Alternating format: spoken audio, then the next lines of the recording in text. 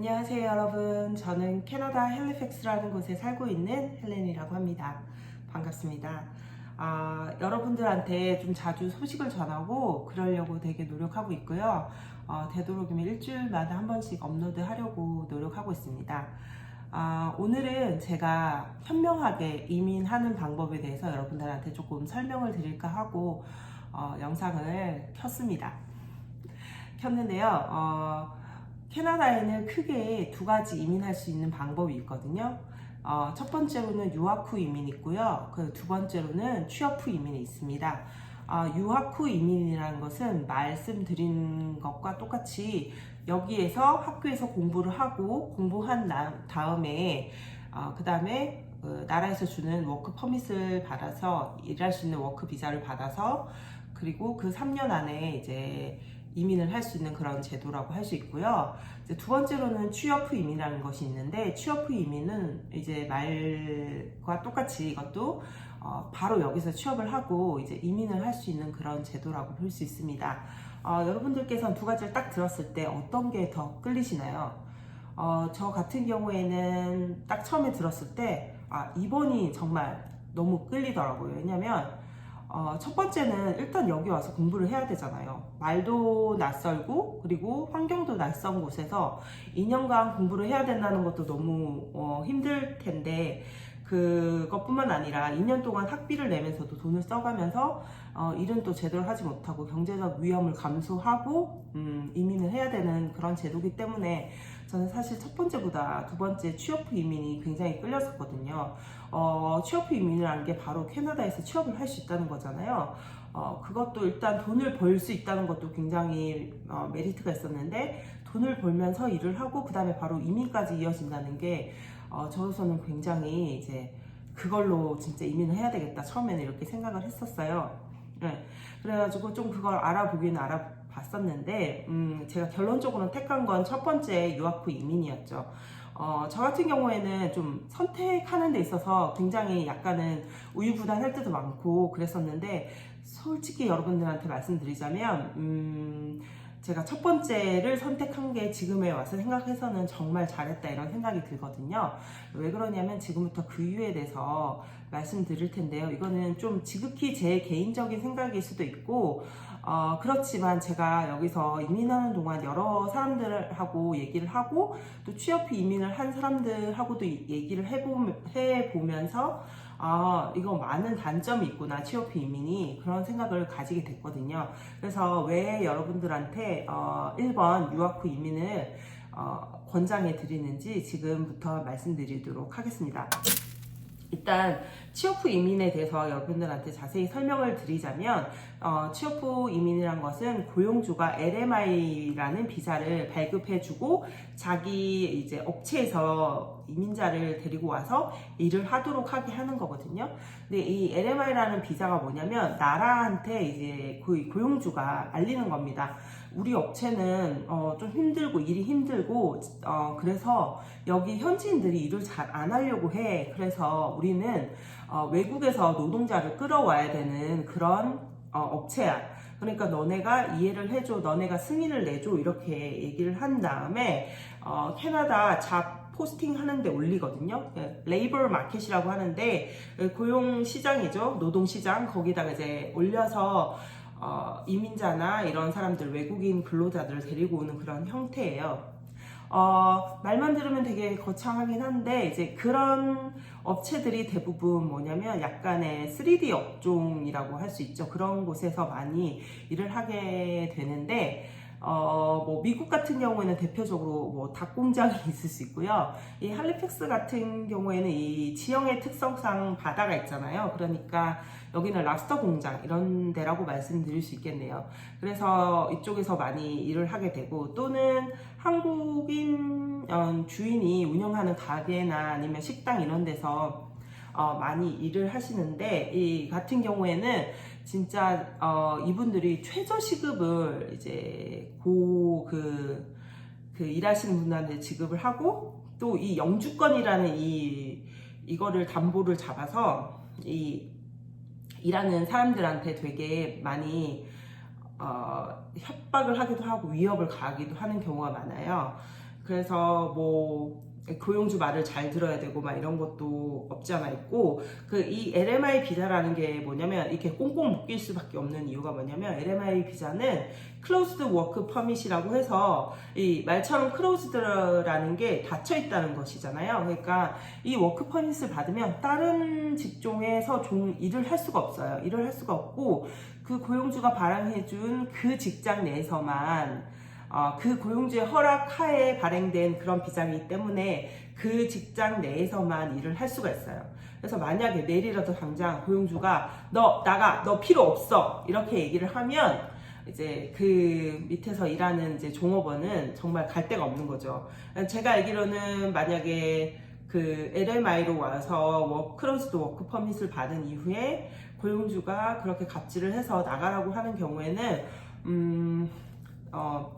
다시 학교를 가든지, 학교로 가서 비자를 다시 바꾸던지, 아니면은 다른 진짜 업종을 알아봐서 그쪽에 다시 크로스드 워크 퍼밋을 받든지, 이렇게 두 가지로 선택을 해야 될 거예요. 아니면 3개월 이내에 캐나다를 떠나야 된다는 것으로 알고 있어요. 근데 간혹 그런 경우는 있더라고요. 제가 알던 사람 중에서도 젊고 되게 영어도 잘하고 스펙도 되게 화려하고 그런 사람이 있었는데, 그런 사람 같은 경우에는 이제 금융권에서 이제 서로 오라고 했고, LMI 뭐 서로 비자 서로 주겠다고 그렇게 했고, 너가 영주권 따는데 정말 문제 없이 해주겠다, 이렇게 했다고 하더라고요. 이제 그럴 경우에는 솔직히 한국에서 뭐 40년간 한국에 살다가 갑자기 여기 오면서 영어를 내가 굉장히 잘하고, 그리고 어떤 특정 분야에 굉장한 기술을 가지고 있고, 그런 사람들은 제가 봤을 때 상당히 드물다는 생각이 들고요. 그렇기 때문에 그렇기도 하고, 또 LMI 같은 경우에는 또 그냥 비자를 고용주가 주지 않습니다. 주지 않고 어떤 적당한 커미션을 지불해야 되는 것도 사실이고요.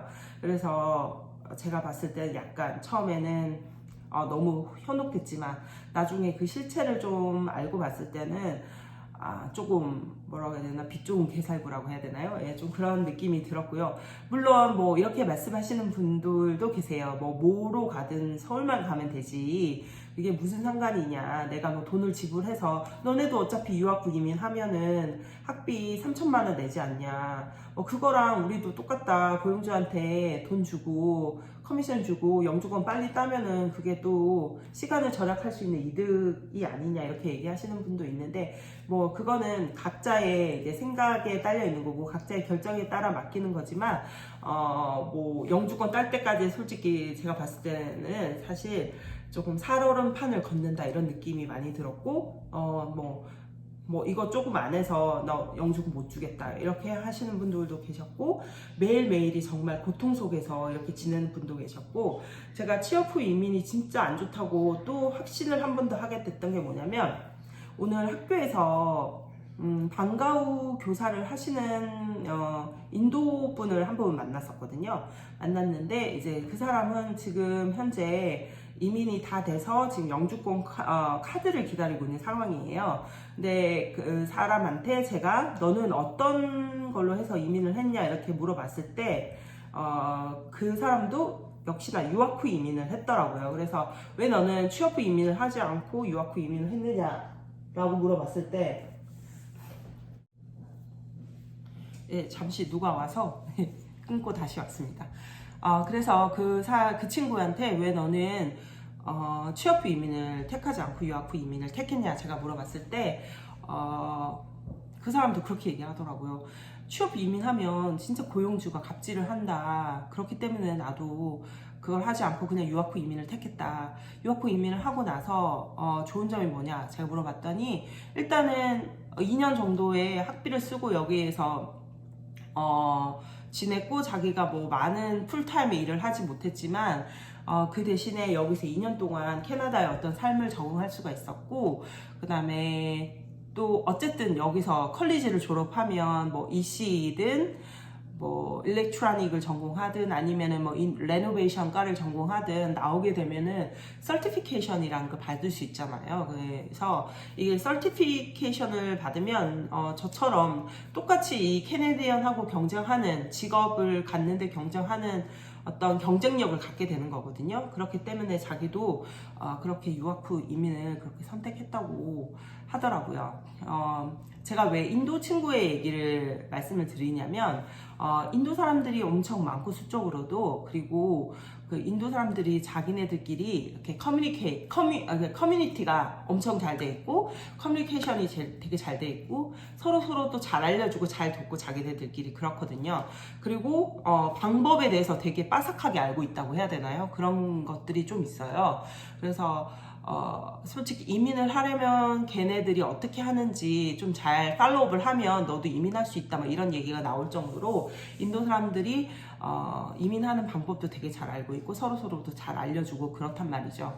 그렇기 때문에 이제 제가 그 친구한테 이제 물어보기도 했고, 그 친구의 생각도 어떤지 나랑 같은지 일단 물어보기도 했고, 근데 그 친구도 이제 저랑 똑같은 생각을 가지고 있더라고요. 그래서 자기는 결론적으로 유학 후 이민을 했다 이렇게 얘기를 하면서 자기는 거기에 대해서 되게 만족을 하고, 그리고 뭐 학교 생활을 하면서 얻은 것도 많고, 그리고 저번 영상에도 말씀드렸다시피 그 학비를 계속 이제 지불을 했지만 세금 신고를 하면 그때 동안은 소득이 많지 않았기 때문에 계속 세금 신고를 하면 세금을 많이 돌려주거든요, 이 나라에서. 그래서 학비에 거의 자기가 한 3분의 절반 정도는 이제 절약을 했다 이런 얘기를 하더라고요. 저도 마찬가지였고요. 그래서 결론적으로는 여러분들도 만약에 이제 이민을 생각하신다고 하면 딱 뭐 취업 후 이민 딱 훅 할 수도 있어요. 바로 와서 일을 할 수 있고, 나 경제적으로 보탬이 될 수도 있고, 불안감이 덜할 수도 있겠죠. 하지만 여러분들이 이민을 해서 뭐 단순히 여기서 짧게 살다 가시는 건 아니잖아요. 최소 못해도 5년 이상은 이제 이민을 하게 된다고 하면 살게 될 텐데, 그렇게 된다면 좀 더 캐나다의 어떤 문화나 환경에 잘 적응할 수 있고, 그 다음에 조금 고용주로부터 자유로울 수 있고, 그리고 자기가 원하는 어떤 직업을 선택할 수 있는 폭도 넓어지고, 그렇기 때문에 저는 전적으로 유학 후 이민을 하라고 여러분들한테 말씀드리고 싶습니다.